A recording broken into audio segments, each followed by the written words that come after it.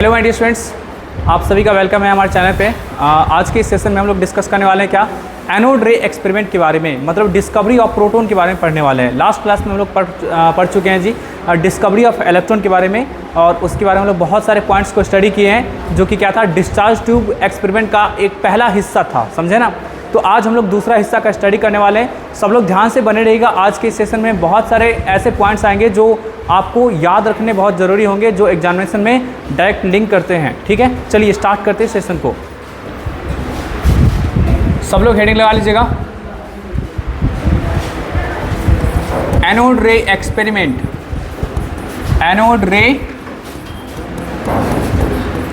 Experiment, और ये actually क्या है आपका, डिस्कवरी ऑफ प्रोटॉन्स।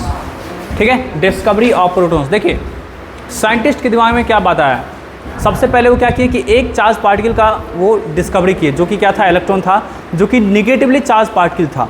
इसका डिस्कवरी किए तो साइंटिस्ट के दिमाग में आया कि कोई भी सब्सटेंस न्यूट्रल होता है, समझे ना, कोई भी सब्सटेंस क्या होता है, न्यूट्रल होता है। तो इसका मतलब ये है साफ बात कि उस सब्सटेंस के अंदर में अगर निगेटिव चार्ज पार्टिकल है तो पक्का पॉजिटिव चार्ज पार्टिकल भी होगा। समझे बात ना जी, है ना।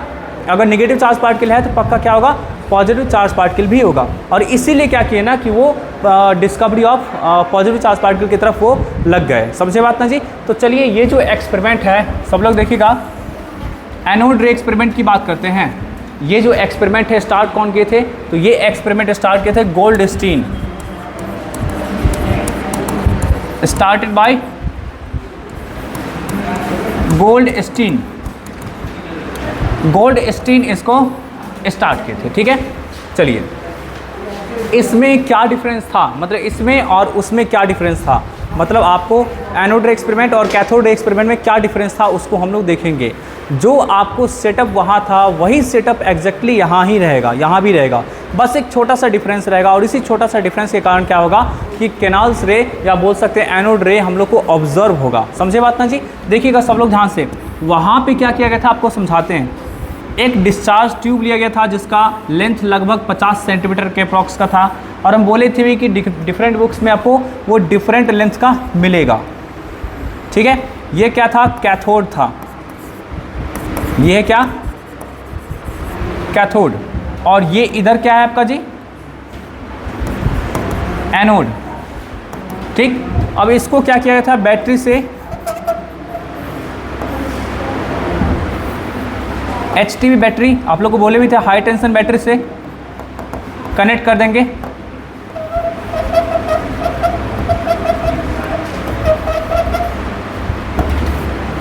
ये कुछ इस प्रकार से कनेक्ट कर दिया था। ठीक है ना जी, ये आप लोग को ध्यान में होगा जी।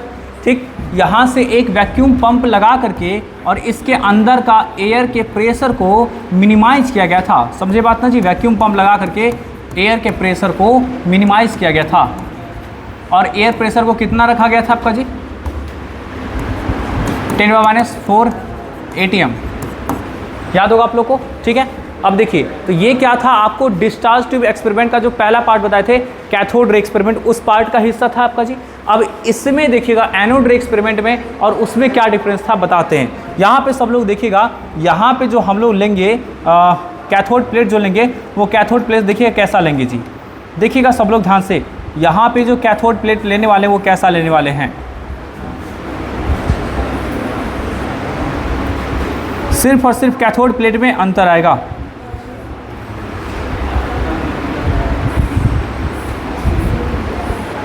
देखिए ऐसा प्लेट ले लिए,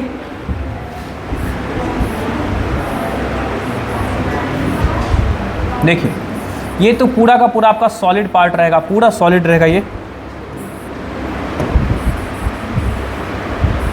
ये पूरा का पूरा सॉलिड, इसमें कहीं कोई होल नहीं रहेगा, कहीं कोई भी होल नहीं रहेगा। लेकिन देखिएगा इसमें क्या रहेगा आपको जी, इसमें आपको होल रहेगा। पहले तो इसको पूरा कवर कर देते हैं। ठीक है, इसमें छोटा छोटा क्या रहेगा आपको जी, होल्स रहेगा। देखिएगा सब लोग ध्यान से,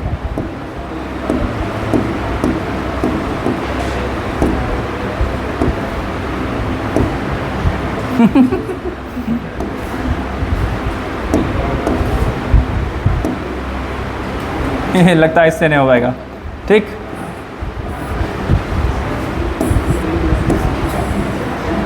एक सेकेंड, ऐसा है। ठीक है, इसमें देखिएगा छोटा छोटा सा होल्स रहेगा। देखिए ये सब होल्स है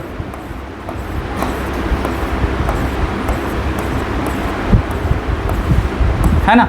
इस होल्स को हम लोग बोलते हैं कैनाल। कैनाल का मतलब भी होल ही होता है, समझे बात ना जी। तो यहाँ पे इस सिस्टम में क्या लिया गया आपका जी, तो यहाँ पे कैथोड का जो प्लेट लिया गया ना वो परफोरेटेड है ना। कैथोड प्लेट जो लिया गया, क्या लिया गया आपका जी, परफोरेटेड है ना। इसको लोग बोलते हैं परफोरेटेड। कहने का सेंस क्या होगा इसमें जी आपको, कि इसमें छोटा छोटा क्या होगा, होल्स होगा, समझे बात ना जी। तो यहाँ पे चलिए कुछ हम लोग ले सकते हैं, कुछ लिख सकते हैं इसमें जी लाइन के रूप में। देखिएगा, in this experiment perforated cathode plate is used। समझे ना, बाकी सब कुछ क्या रहेगा, वही रहेगा जो आपको क्या था, कैथोड रे एक्सपेरिमेंट में था, समझे बात ना जी। अब देखिएगा सब लोग ध्यान से, क्या होगा, जैसे ही इसको हम लोग की को प्लग इन करेंगे, मतलब क्या, इसको कनेक्ट कर देंगे है ना, तो आपको क्या होगा, करंट का सप्लाई होना स्टार्ट होगा आपका जी, है ना। तो अब यहाँ से देखिएगा करंट का सप्लाई होना स्टार्ट होगा, तो इसके पास है नेगेटिव चार्ज, इसके पास है पॉजिटिव चार्ज। इसके अंदर में जो गैसेज है, एकदम ध्यान से सुनिएगा अभी जो बताने वाले हैं। कैथोड रे एक्सपेरिमेंट में क्या था कि इस प्लेट से इलेक्ट्रॉन निकल करके इधर जा रहा था। बात सुन रहे हैं ना जी, इस प्लेट से इलेक्ट्रॉन निकल करके जा रहा था, मतलब इस प्लेट के अंदर से इलेक्ट्रॉन निकल रहा था, ऐसा बात था। लेकिन आपको क्या होगा, एनोड रे एक्सपेरिमेंट में क्या होगा, इस प्लेट से प्रोटॉन नहीं निकलेगा। प्रोटॉन कभी निकल सकता है क्या किसी एटम से जी, नहीं निकल सकता है, इस बात का ध्यान रखना है। इस प्लेट से प्रोटॉन नहीं निकलेगा। इसके अंदर जो गैसेज होगा ना, इसके अंदर जो गैसेज होगा, जो भी गैस होगा रखा हुआ, वो गैस आयनाइज होगा, और वो गैस आयनाइज होकर के तो पॉजिटिव चार्ज पार्टिकल क्या होगा, मूव करेगा। हम बोले हैं पॉजिटिव चार्ज पार्टिकल, जरूरी नहीं है कि वो पॉजिटिव चार्ज पार्टिकल क्या रहेगा आपका जी, प्रोटॉन ही हो, समझे ना। वो प्रोटॉन तब होगा जब आपका क्या रहेगा, इसके अंदर जो गैस रखा हुआ है वो सिर्फ और सिर्फ हाइड्रोजन गैस रखा हुआ है, तब जाकर के वो पॉजिटिव चार्ज पार्टिकल क्या रहेगा, प्रोटॉन रहेगा। लेकिन अगर पॉजिटिव चार्ज पार्टिकल अगर हाइड्रोजन गैस इसके अंदर नहीं रखा हुआ है, तो वो आपको क्या होगा, पॉजिटिव चार्ज पार्टिकल प्रोटॉन नहीं होगा, समझे बात ना जी। तो अब सुनिए सब लोग ध्यान से, अगर हम हीलियम रखते हैं तो इसके अंदर में He2+ मूव करके जाएगा, जिसको बोलते हैं अल्फा पार्टिकल, समझे बात ना जी, है ना। अगर मान लीजिए कोई और गैस रखते हैं तो आपको उसका कैटायन मूव करके जाएगा, तो वो ज़रूरी नहीं है कि प्रोटॉन हो। तो अभी हमको बस इतना ध्यान रखना है कि इसके अंदर जो भी गैस रहेगा तो वो पॉजिटिव चार्ज में कन्वर्ट हो जाएगा, और तब वो ऐसे मूव करके जाएगा। अब देखिए ये जो छोटा छोटा कैनाल्स है, जिसको बोलते हैं होल्स, इसी होल के जरिए पास करेगा। और ये जो पीछे है ना स्क्रीन, ये पीछे जो स्क्रीन है, इस पीछे स्क्रीन पे क्या लगा हुआ है, जिंक सल्फाइड का लेयर। जिंक सल्फाइड का क्या है, लेयर लगा हुआ है। जैसे ही जिंक सल्फाइड के लेयर से स्ट्राइक करेगा, जहां स्ट्राइक करेगा वहां ग्रीन कलर का ग्लोइंग प्रोड्यूस होगा। जैसे यहां स्ट्राइक किया तो यहां ग्रीन कलर का ग्लोइंग प्रोड्यूस होगा, समझे बात ना जी, ठीक है। फिर देखिएगा रेज यहां से निकल कर के आएगा, यहां जाके स्ट्राइक किया, रेज निकल कर के आया, यहाँ जाके स्ट्राइक किया, रेज निकल के आएगा, इधर जाके स्ट्राइक करेगा। ये इस कैनाल से होते हुए पास करते हुए जाकर के स्ट्राइक करता जाएगा जी, कोई दिक्कत जी किसी को भी। जहाँ जहाँ जाके स्ट्राइक करेगा वहाँ वहाँ क्या करेगा, वो अपना छाप छोड़ देगा, ग्रीन कलर का ग्लोइंग प्रोड्यूस करेगा। इससे ये पता चलेगा कि कोई तो ऐसा इनविजिबल रेज है जो इस तरफ से इस तरफ निकल करके और जा करके इधर स्ट्राइक पीछे वाले स्क्रीन पे कर रहा है, इस छोटे छोटे कैनाल से, छोटे छोटे होल से पास करते हुए। इसलिए इस रेज का नाम रख दिया गया क्या, कैनाल रे, क्योंकि ये कैनाल से पास कर रहा है, इसलिए नाम रख दिया गया कैनाल रे। और इसके पास पॉजिटिव चार्ज होता है ना, ऐसा आपको एक्सपेरिमेंटली पाया गया। तो फिर वहाँ पे पॉजिटिव रे भी इसको बोलेंगे। और चूंकि ये एनोड की तरफ से निकल के जाता है जी, इसलिए इसको एनोड रे भी बोलेंगे। कोई दिक्कत है किसी को भी जी, एनोड रे बोलेंगे, कैनाल रे बोलेंगे, और पॉजिटिव रेज भी बोलेंगे इसको। कोई दिक्कत है किसी को भी। चलिए सबसे पहले तो ये सब कुछ उतारिए और फिर इसके बारे में इंपॉर्टेंट पॉइंट सब बताते हैं। चलिए देखिएगा सब लोग ध्यान से, properties of anode rays.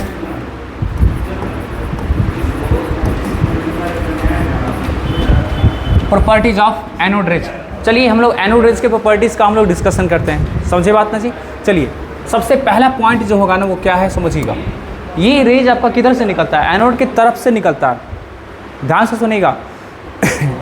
It is not actually originated from anode plate. ये क्या होता है, आपको एनोड प्लेट से निकलता नहीं है, एनोड की तरफ से निकलता है, समझे बात ना जी। यहाँ बोल सकते हैं it is not actually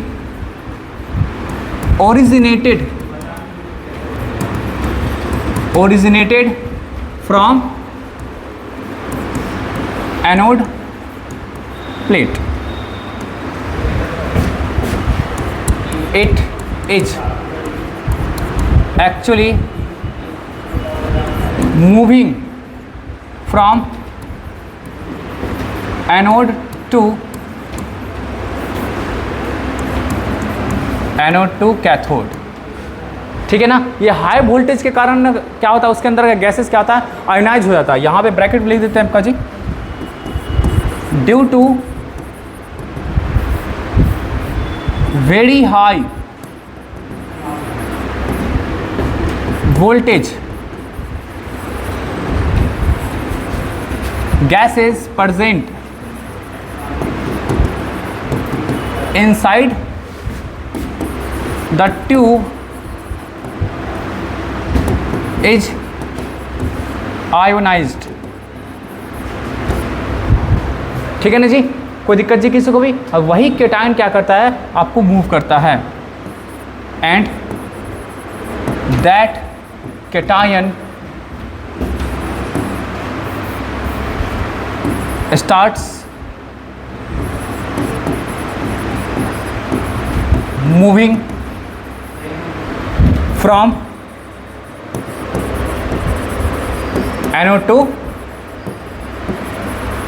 cathode, है ना। वही केटायन क्या करता है आपका जी, एनोड से कैथोड की तरफ मूव करता है। दूसरा पॉइंट देखिएगा, इस एनोड रेज का भी, अब देखिए एनोड की तरफ से चूंकि निकल रहा है इसलिए इसको तो बोलेंगे एनोड रेज, है ना। तो लिख सकते हैं जी, since it is moving from, या बोल सकते हैं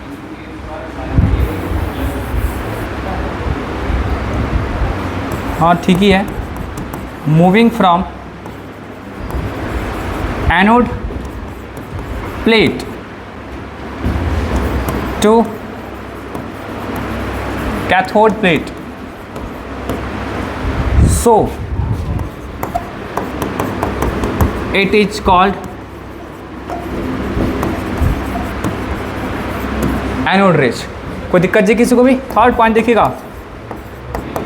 since it passes through canals, यहां पे लिख देते हैं holes of the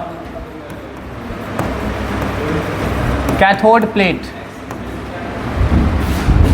so it is called canal rays. कोई दिक्कत जी किसी को भी, है ना, बातें समझ आ रही है जी। चलिए नेक्स्ट पॉइंट देखिएगा सब लोग, नेक्स्ट पॉइंट देखिएगा। नेक्स्ट पॉइंट क्या होगा, ये आपको रेज जो होगा ना वो बिल्कुल स्पीड ऑफ लाइट के इक्विवेलेंट आपका क्या हो, मूव करेगा, है ना। तो स्पीड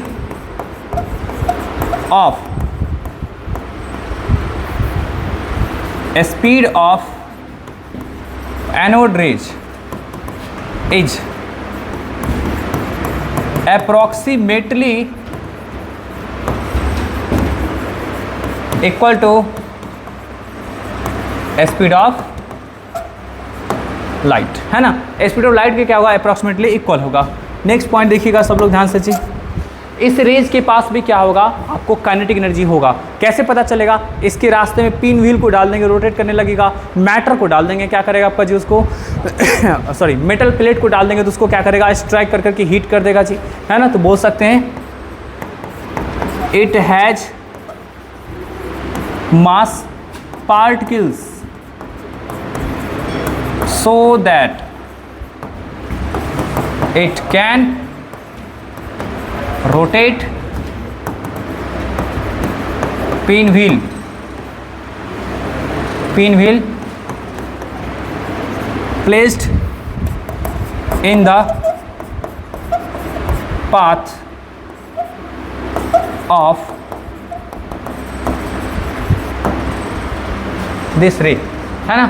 मतलब अगर पिन व्हील को डालेंगे तो उसको स्टार्ट कर देगा आपका जी रोटेट करना, ठीक है। चलिए और भी देखिएगा सब लोग ध्यान से।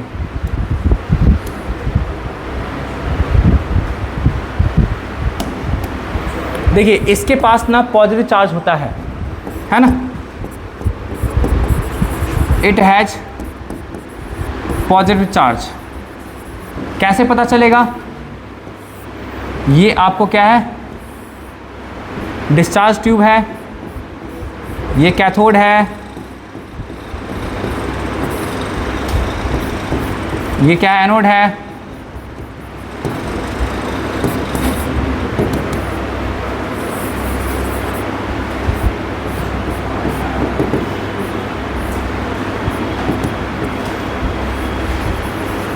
ठीक। अब यहाँ से देखिएगा यहाँ पे क्या है आपका जी, positive positive positive positive positive positive positive, फिर देखिएगा इधर negative negative negative negative negative. अब देख लीजिएगा इससे जो रेज निकलता है ना वो सब इधर आके मुड़ जाएगा। नेगेटिव की तरफ मुड़ने का मतलब ही इसके पास क्या था आपका जी, पॉजिटिव चार्ज था। समझे बात ना जी, नेगेटिव प्लेट की तरफ, नेगेटिवली चार्ज प्लेट की तरफ मुड़ गया, इसका मतलब क्या होगा, पॉजिटिव चार्ज था। और भी हम पता कर सकते हैं मैग्नेटिक फील्ड के डिफ्लेक्शन के द्वारा भी पता कर सकते हैं, समझे ना। मैग्नेटिक फील्ड के द्वारा डिफ्लेक्शन होता है, क्लास 10th में पढ़े होंगे जी आप लोग। मैग्नेटिक फील्ड के प्रेजेंस में किसी भी चार्ज पार्टिकल का मूवमेंट नहीं होता था जी, तो हम लोग नहीं फ्लेमिंग का लेफ्ट हैंड रूल लगाते थे कि नहीं लगाते थे जी, है ना। तो फ्लेमिंग के लेफ्ट हैंड रूल के द्वारा ही पता कर सकते हैं कि मैग्नेटिक फील्ड का अगर रहेगा सेटअप तो किधर मूव करेगा, नहीं मूव करेगा। चलिए नेक्स्ट पॉइंट देखिएगा। इसके पास एक बहुत अच्छा प्रॉपर्टी है कि ये किसी भी गैस को क्या कर सकता है, आयोनाइज कर सकता है। मतलब ये रेज अगर किसी भी गैसियस मीडियम से पास कर गया तो उसको आयंस में कन्वर्ट कर सकता है। समझे बात ना जी, है ना। तो बोल सकते हैं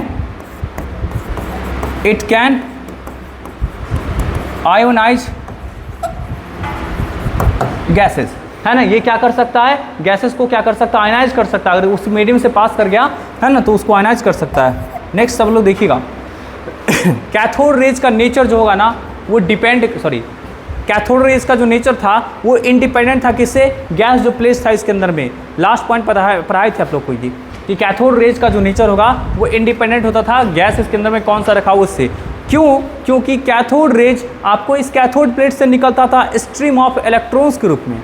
समझे बात ना जी। लेकिन एनोड रेज जो निकलता है ना वो इस गैस के नेचर पे डिपेंड करेगा, कौन सा गैस रखे हुए हैं आपको क्या उस बात पे निर्भर करेगा। हाइड्रोजन गैस रखे हुए तो H+ आयन बन करके मूव करेगा, हीलियम गैस रखे हुए हैं तो He2+ आयन बन करके मूव करेगा। और He2+ का क्या होता है, मास क्या होता है, ज़्यादा होता है जिप का। He2+ का मास कितना होता है, 4 यूनिट होता है, लेकिन हाइड्रोजन का मास कितना होता है, मात्र 1 यूनिट होता है। तो दोनों में अंतर है कि नहीं जी, दोनों एनोड रेज में अंतर है कि नहीं। मतलब कौन सा गैस इसके इनसाइड में ले रहे हैं उस बात पे क्या होता है, डिपेंड करता है।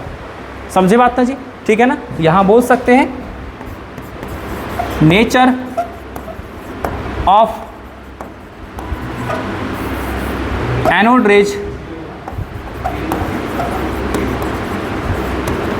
Raise is depends upon the nature of gas present inside the discharge tube।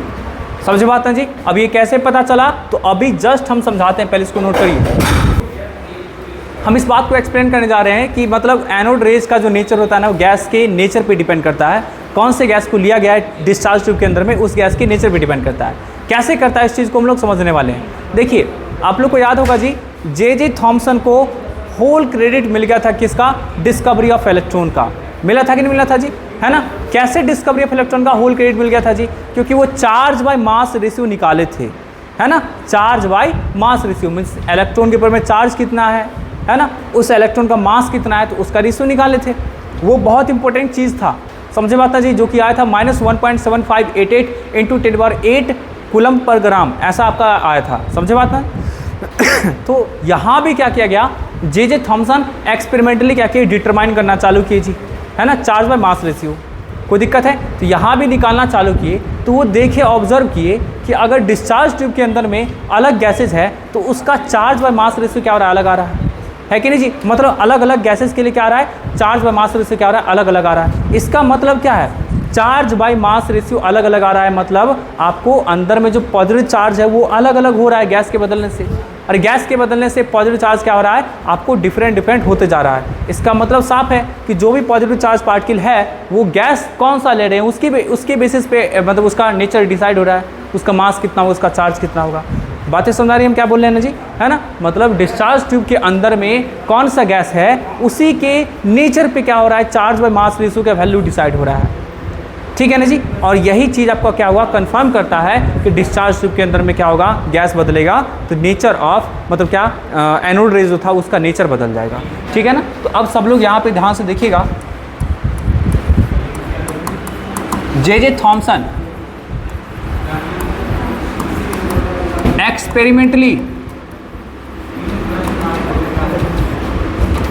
experimentally found that for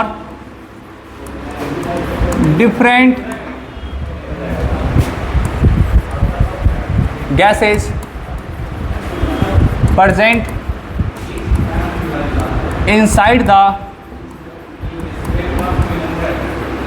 discharge tube, charge by mass ratio, जिसको हम लोग क्या बोलते हैं जी, E/m, कम्स डिफरेंट, है ना। क्या, J Thomson experimentally found that for different gases present inside the discharge tube charge by mass ratio comes different, है ना। एंड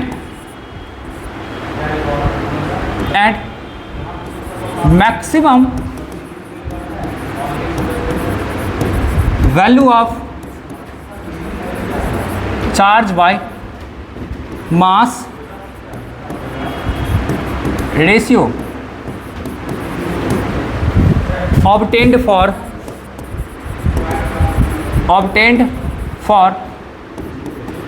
हाइड्रोजन गैस, है ना। मैक्सिमम वैल्यू जो ऑब्टेन किया गया वो किसके लिए, हाइड्रोजन गैस के लिए। अब एक चीज़ ध्यान रखिएगा, चार्ज जो होता है इलेक्ट्रॉन पे और चार्ज जो होता है प्रोटॉन पे वो इक्वल होता है। कैसे इक्वल होता है, क्योंकि एक इलेक्ट्रॉन अगर हट जाएगा आपका जी तो उस पर जो मैग्नीट्यूड आता है चार्ज का, वो मैग्नीट्यूड क्या होता है ना वो उसी के बराबर होता है जो एक इलेक्ट्रॉन के चार्ज के बराबर होता है, समझे बात ना जी, है ना। तो इसलिए इलेक्ट्रॉन पे जो चार्ज का मैग्नीट्यूड होता है वो वही प्रोटॉन पे क्या होता है, चार्ज का मैग्नीट्यूड होता है। तो यही चीज़ है, maximum value of charge by mass ratio obtained for hydrogen gas. तो आपको क्या होगा, and it is very smaller, and it is very smaller than the E/m ratio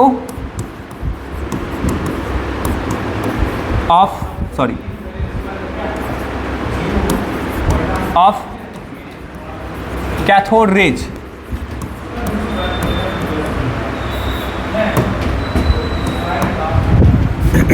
since charge on electron and proton is equal in magnitude, therefore mass of proton is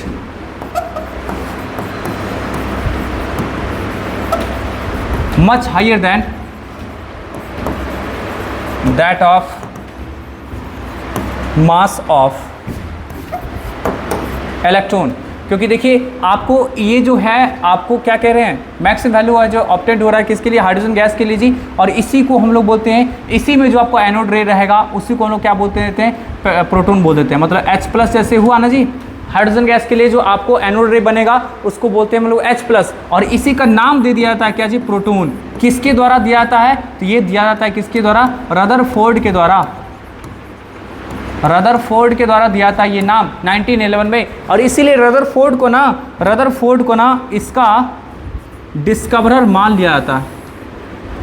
proton का discoverer Rutherford को मान लिया जाता है ना। H+ जो होता है, H+ जो होता है ये हाइड्रोजन गैस के लिए होगा, जो कि इसके लिए चार्ज बाय मास रेशियो आपका क्या सबसे मैक्सिमम है, और आपको यही सबसे स्मॉलेस्ट मास वाला आपका क्या हो सकता है, आपको केटायन हो सकता है, और इसीलिए इसको मान लिया क्या जी, प्रोटॉन, है ना, प्रोटॉन। अब देखिएगा एक प्रोटॉन के पास जो चार्ज होगा वही क्या है, एक इलेक्ट्रॉन के पास चार्ज होगा। तो जब चार्ज दोनों के पास सेम होगा, मतलब E जो है वैल्यू, वो E वैल्यू किसके लिए आपका जी, एनोड रे के लिए, और E वाला वैल्यू जो रहेगा कैथोड रे के लिए, दोनों अगर सेम रहेगा तो ऐसे कंडीशन में पक्का, अगर इसका वैल्यू अगर कैथोड रे के कंपेरिजन में काफ़ी कम है, इसका मतलब क्या आ रहा है आपका जी, कि इसका मास पक्का ज़्यादा होगा जी, है कि नहीं, इसका मास क्या होगा, पक्का ज़्यादा होगा। समझाते हैं, ध्यान से सब लोग सुनिएगा, समझाते हैं, देखिएगा ध्यान से। अभी हम बात कर रहे हैं किसके लिए, E/mp और E/me, ऐसा बात कर रहे हैं। mp का मतलब मास ऑफ प्रोटॉन, E मतलब क्या, चार्ज ऑन प्रोटॉन, E मतलब चार्ज ऑन इलेक्ट्रॉन, और me मतलब क्या होगा आपका जी, मास ऑफ इलेक्ट्रॉन। अब बोला जा रहा है कि आपको ये जो वैल्यू है ना, मैग्नीट्यूड में ये जो वैल्यू है ना, ये वैल्यू, अरे इलेक्ट्रॉन के लिए जो है ना वो प्रोटॉन से क्या है, ज़्यादा है। समझ में आता है जी, इलेक्ट्रॉन के लिए जो होता है प्रोटॉन से क्या होता है, ज़्यादा होता है। कोई दिक्कत है, तो यहाँ पे देख सकते हैं आपका जी, इलेक्ट्रॉन का मास कैंसिल हो जाएगा।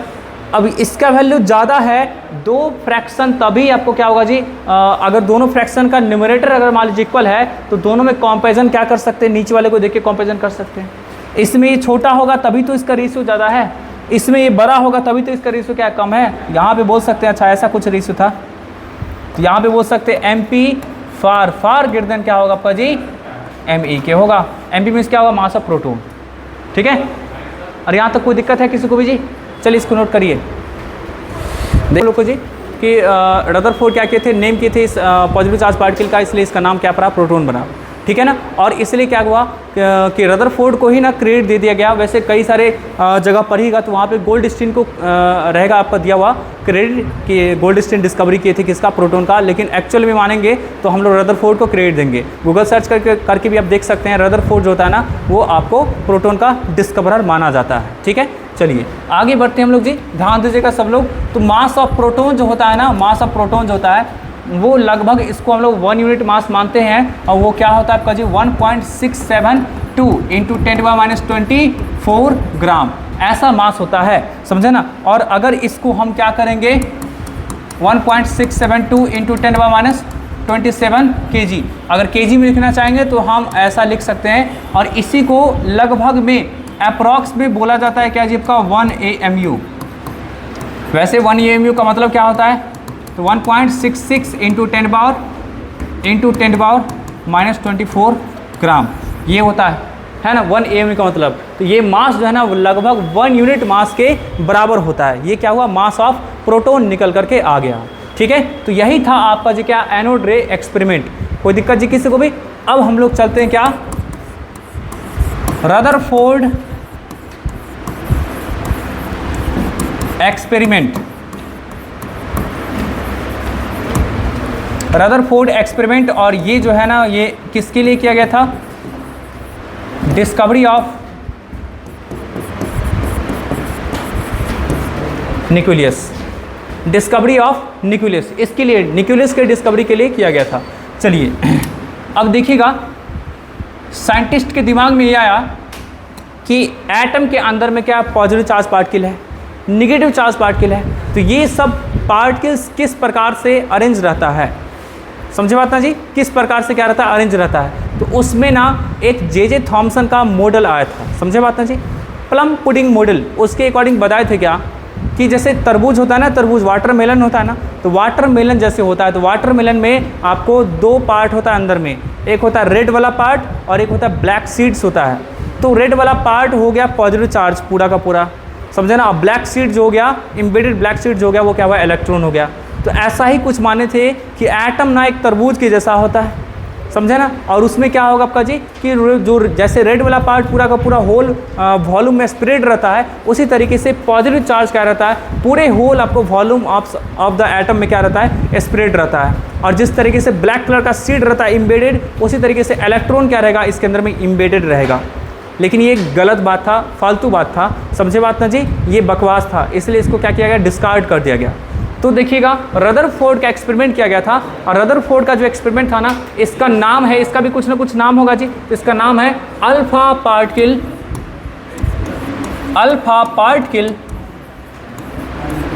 Scattering experiment. Alpha particle scattering experiment, समझे बात ना जी। चलिए तो अब ये देखिएगा क्या होता है अल्फा पार्टिकल स्कैटरिंग एक्सपेरिमेंट क्या होता है, सब लोग देखिएगा। अभी इसका हम डायग्रामेटिकली पूरा समझा देते हैं, और फिर नेक्स्ट क्लास में इसके सारे के सारे पॉइंट्स का हम लोग क्या करेंगे, डिस्कशन करेंगे। देखिएगा सब लोग ध्यान से, इस एक्सपेरिमेंट में क्या होता है। सबसे पहले लिया गया था जी एक कंक्रीट का चैम्बर,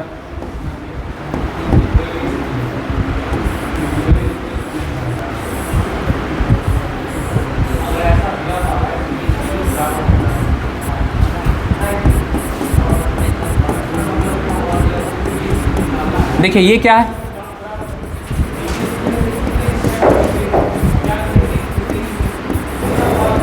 कंक्रीट चैम्बर है, समझे ना। अब इसके आगे देखिएगा,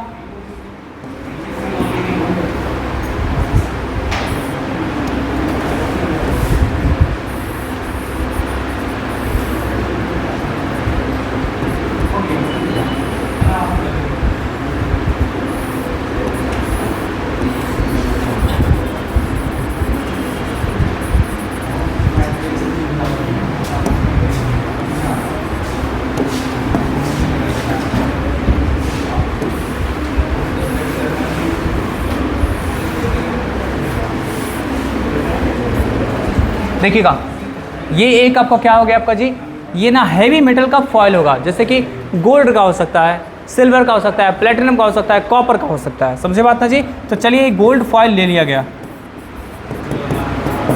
ठीक है, गोल्ड फॉयल लिया गया।